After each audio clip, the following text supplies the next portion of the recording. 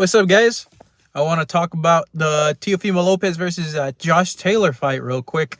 And you know how these videos are. Real quick, general thoughts. And I normally take a day to upload because I like thinking about it.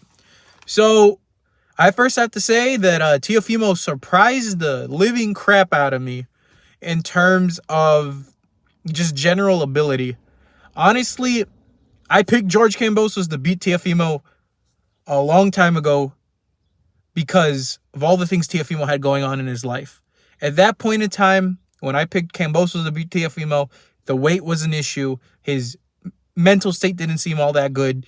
And there was a lot going on in his general life that didn't seem to be going right. His issues with his wife and all of that. The reason I picked Kambosos, and he did win. Now, the reason I bring those points up is because going into the Josh Taylor fight, Teofimo Lopez didn't seem mentally okay. He's about my age. I think he's 24. I'm 24. Lopez didn't seem all there. The comments going in about him wanting to kill Josh Taylor, the comments of him wanting to go in there and mentioning that he was fighting for his baby, how his baby mama didn't want to let him see his son, and in general, how he looked like complete trash against Sandor Martin, who honestly should have gotten at least a draw or should have won.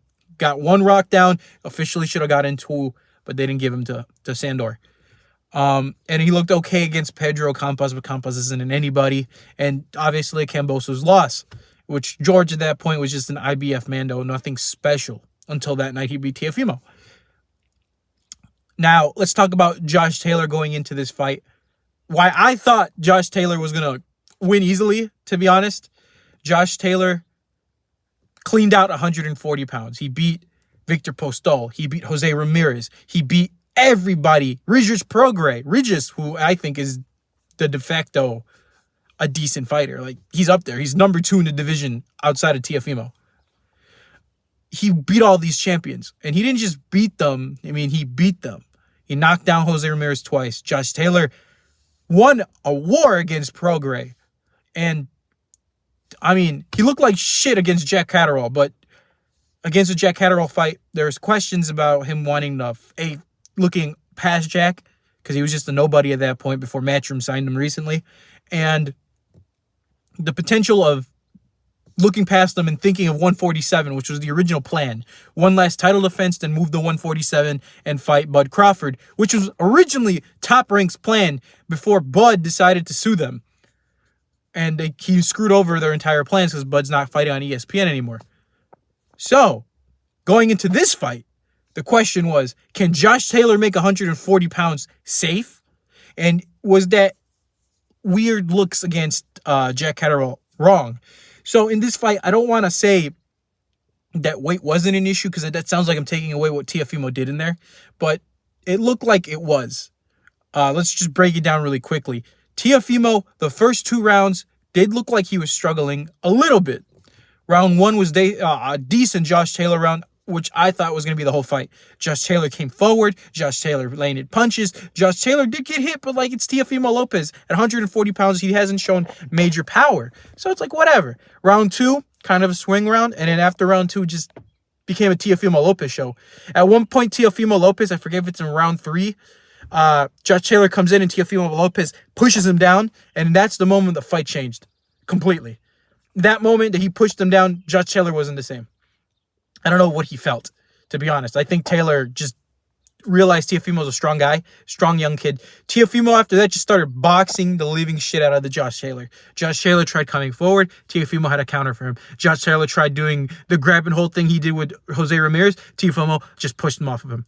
There's a lot of things Teofimo did really smart. There's a lot of counter punching he did really smart. Teofimo even used the freaking cross guard, and Josh couldn't get around it. He would be countering him with lefts and rights.